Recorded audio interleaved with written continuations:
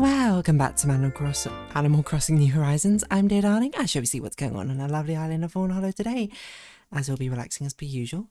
Just recording some Animal Crossing free D&D session. What do I think this D&D session is going to be like? I don't know, pretty chill. I think it's hard to say, to be honest, because some sessions I prepare a lot for, and I'm like, whoa. We get through a fraction and I'm just like, wow, fantastic, because it's like set me for the next like 3 sessions. And somewhere like I feel like I prepare a lot for them and it's like, whoa, we blasted through everything, how is that even possible? This one, I don't know, because it can go kind of either way depending on how much random roleplay things end up happening. But hello everyone, right now in Fawnhallow at 6:11 PM on Monday, August 10th, 2026. I'm erring on the side, but I think I haven't prepared enough for this session, to be honest. But it's hard for me. There's like not much more to prepare, because I think a lot of it is just like, well, I don't know. It's kind of, I don't know what the players are going to do. And I suppose the peek behind the curtains are this stuff, but the problem, I'm like, literally, very, very, very open-ended this time. I mean, but this whole mini adventure is very open-ended in the first place, so I don't know. I guess we'll see what happens. Who are you? You are Drake? Question mark? I did see Antonio walking around here earlier. I don't know if he's still around. Ketchup's here. I wonder when we'll get to a point where we've actually seen every single Animal Crossing villager appear on our island. Well, not every single one. I guess the collab ones are not going to be here, but you know what I mean.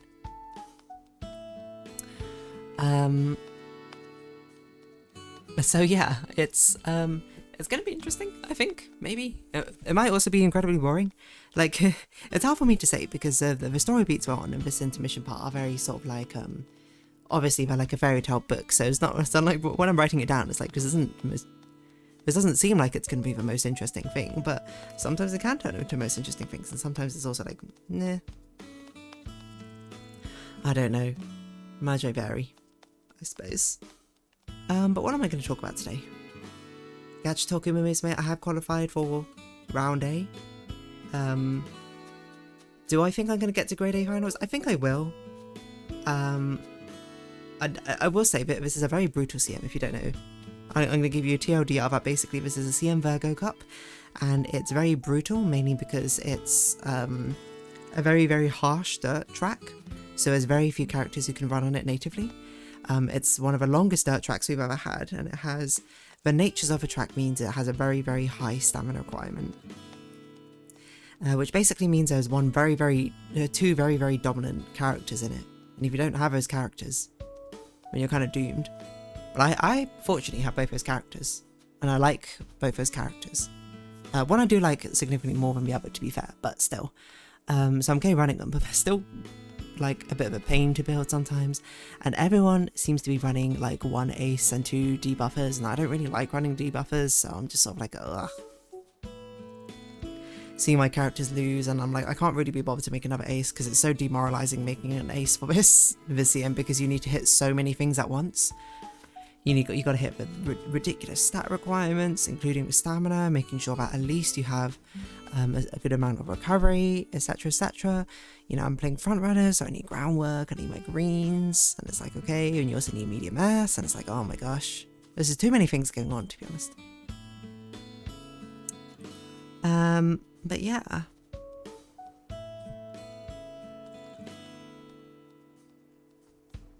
What else am I going to talk about? I did do the recording actually for 9 Souls. I did find the time, thankfully, not too long ago, and interspersed through early this morning and not too long ago at all.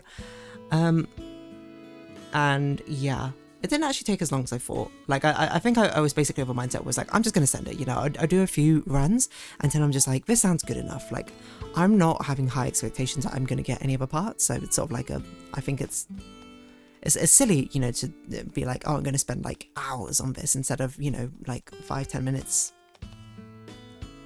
See if I can get a thing out which I'm satisfied with, and then we'll just sort of let it fly. So yeah, do I think I'm going to get the part? No, I don't think so. I will say I stopped. I'm no longer doing Fuxi Nuwas. I tried to do Nuwas, but that one's the one that I spent the most time on. Hard, I suppose, when you're sort of warming up in the morning. But even like later on, like just now, I'd like try it again. I was like, I can't do it. Like, it's too high pitched to put any emotion in. And when I listened to some of the other people's like Nuwas, and I was like, they're so much better than mine.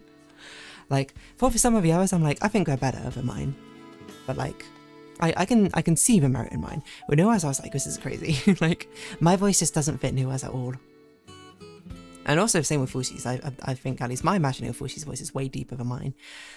So I just like, whatever. I sent it. As a compromise, I also did Chien instead. Oh, but it says Chien, but really it's Chien. Oh, Chien. As well. So I was like, okay, you know, you're giving your take. Are they okay? I don't know. I'm just sending it, you know. It'd be cool if I got like one line somewhere in there. Anyway. Yeah, what else am I going to talk about? I don't really know, to be honest. What's going on in the games world? Japan mobiles game bankruptcies reach historic levels. What? The mobile market's complete. Oh, I see. I thought it was meant that people were declaring bankruptcy because of mobile games, but no, it's actually the other way around. The businesses are declaring bankruptcy because of their mobile game market. Yeah, as this person said, so the mobile game market is so extremely saturated. Only the top ones really make enough to do anything, right? Well. Just reading this other. Oh, Marvel Tokon. I saw this as a thing from Northern 9. And by Northern 9, I mean Library of Laterno, to be honest. The editing, but it says Marvel. I don't know if it's a Marvel Tekken game or whatever, but it's a fighting game for Marvel. And it was like, oh, that's pretty cool. You know, like Marvel vs. Capcom style, which is a game I played a decent amount of at a friend's house, or family friend's house. Who did I used to play? I used to play Amaterasu because I was like, damn, this is a cool looking character. Despite the fact I never played Okami back then. Now I can, I suppose, say that I have played Okami. I know the story. Mostly, I don't know. It's a pretty long story. Now, so there's actually some justification in it. I also used to play Deadpool, despite the fact I didn't know who Deadpool was. I don't remember what on earth my team was. It was something like Deadpool, someone, Okami. Not Okami, Amaterasu. I genuinely cannot remember. I think it was Doctor Doom, is my guess, but I actually have no idea. So yeah, I played a bit of Marvel vs. Capcom, and then I was like, oh, you know, Marvel Tokon, no, that looks kind of cool. Maybe I'd play it, or is it called Tokon? So I looked up characters, and I was like, oh, that seems like fun, you know, Deadpool's here, he's a fun character. I can't remember who else is there. Ghost Rider, I think looks cool. I know nothing about Ghost Rider, though. Penny Parker's always fun, yeah. And I was like, you know, would I give it a try? But apparently it's got an extraordinarily amount of issues. I probably wasn't going to buy it and play it anyway, but I was like, oh, you know, that's a shame. Fighting games are definitely one of the ones I think which connection issues matters one of the most to, so. The game is cooked on PC, oh my gosh. What on earth happened?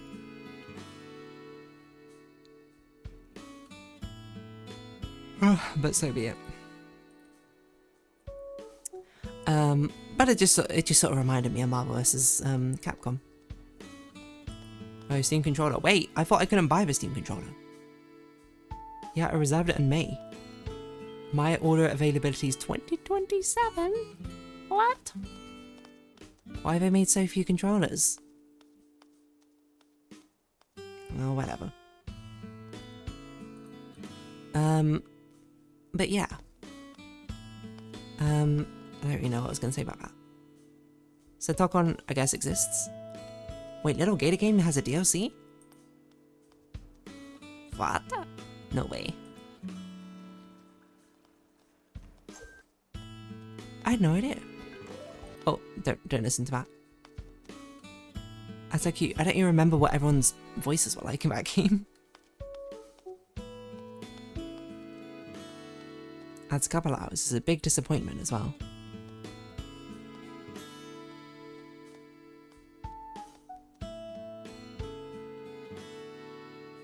Wow, it's a lot of downvotes in recent times, but also a lot of upvotes. I'm very confused from these recently posted ones. But it's also very positive. Okay, well, I'm just gonna ignore the vocal minority then. And we'll see what that's like. That's a cute little gator game. It's got like a full splash art now and everything. I don't know, I had a DLC. So maybe at some point I'll revisit it when I need to actually go back and buy time for a game. My personal calendar for new and upcoming games. Horse Magnifiers, a game about magnifying horses. What on earth are you talking about?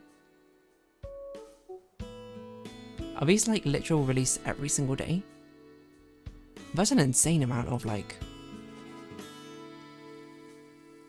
It's literally 2 games every single day for my personal calendar for me to check out. Like heck, I'm gonna be able to check out all of these games. Oh, the Mermaid Mask came out, I didn't even realise that. Tito Outlaw. What is this? It's like a Pikmin style game. I did see a game with a splash art here, which I was like, oh, that looks kind of cool. Horse Magnifier. Oh, it's not literally every single day. Okay. Fatal Claw. This is the one I saw and I was like, that looks like kind of cool. It's got very positive reviews. There's another Metroidvania. How many Metroidvanias do I need? Solid game, but a foggy story. Alright, let me see its gameplay. Ah, it looks kind of cute. I don't know, add it to my wish list. I just add things randomly to my wish list now just to be like, it looks interesting enough. I think it's a lot more motivating by the fact I'm actually going to probably play the game. Dressmaker? Whoa. You can actually make dresses now. That's kind of interesting. That's a cool concept. No user reviews. Huh. Oh, it's a wholesome game celebration, I see. A wholesome games direct. Oh, I did see about like Bespoke Barber, that's it. There was like a thing on YouTube about it and I was like, that's kind of cool. Are you serious? Big Walk is now on sale? I mean, it's only £4, but whatever.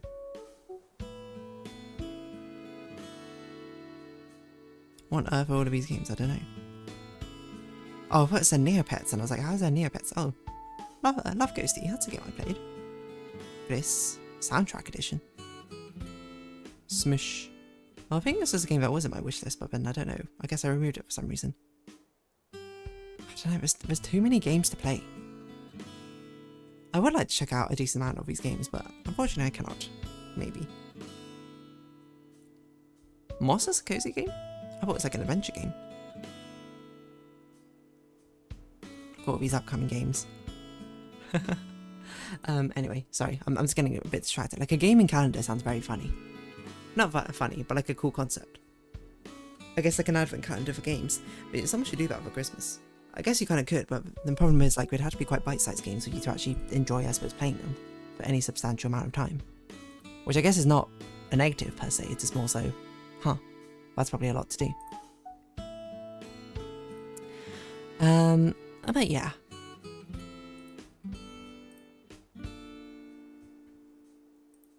I don't know what else I was going to say, to be honest. I feel like my voice is already like, why? A gaming calendar. What if I made my own? I mean, I guess I could make my own gaming calendar. Grab the games I already own. But to be honest, there's a lot of games I have which I don't actually want to play, probably. I've just, you know, got them through like bundles or something. Oh yeah, there's another Humble Bundle. I forgot I was told about a Humble Bundle games, and there was one which I was like kind of interested in. But I don't remember what it was now. I just remember it had Amber Isle, so it was like I think it was like an animal one or something. I think I missed it though, because I think it was literally like, last time I saw it, it was like 5 days left. Oh yeah, it was this Clip Studio Paint one, like this model pack one, which I was curious about getting. £22 more and you get all these brushes. But it's also like, am I going to use all these brushes? I don't know. I genuinely don't know.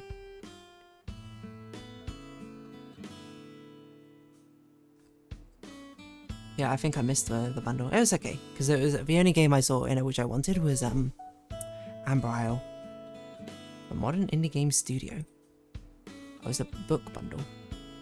Because everyone uses Godot now. Oh, is this an animal style bundle? 4 days left. Never mind. Still here. Because I was going to go look at what on earth these games were, because I've not heard of most of them. What the heck is Brock? Cattails? Crab God? Amber Wow is the only one I know, which I think is like a cozy dinosaur raising game sort of thing. It's got mixed reviews. Oh, it wasn't even well reviewed. Soft locked. The game is too laggy after 60 hours. Yeah, it was like a shopkeeping management game. Cute, fun. Maybe wait for a sale. That's what people say. Okay. That seems positive. Well, it's not even the first one on the list. What the heck is Cyrilim Ultimate? Monster catching dungeon crawling RPG with a ridiculous amount of depth. Intriguing. It looks very old school, I suppose, sort of RPG sort of thing.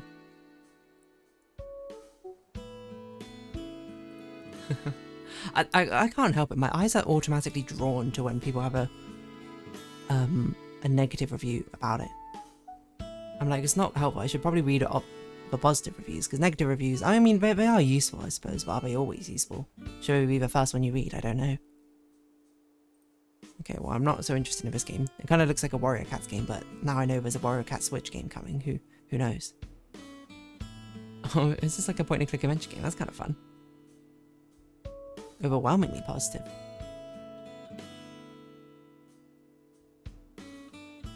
Point-and-click aside to build a beat 'em up. Oh, interesting.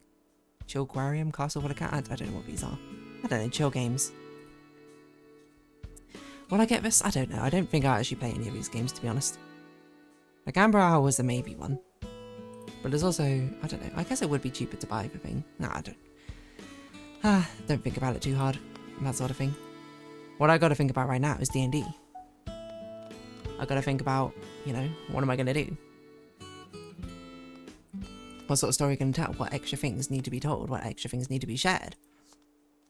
And the answer is, I don't really know. So I guess we'll sort of find out in the session what sort of stories may or may not organically arise. Which I think is a bit of a sort of dramatic way to talk about it, but still. Anyway, I think I'm going to round this episode up here. I don't know what I'm talking about. I talked about nothing. Game calendar, which doesn't exist. I mean, if you think about it, that's kind of like I've just got the longest game calendar ever. With me doing series, no? Anyway, if you have been watching, thank you very much. It's been Animal Crossing New Horizons. I've been Darling. Likes, comments, subscription, shares, greatly appreciated. Socials, Discord down below. Hope to see each other again, but for now, it's our farewell. So until next time, bye bye for now.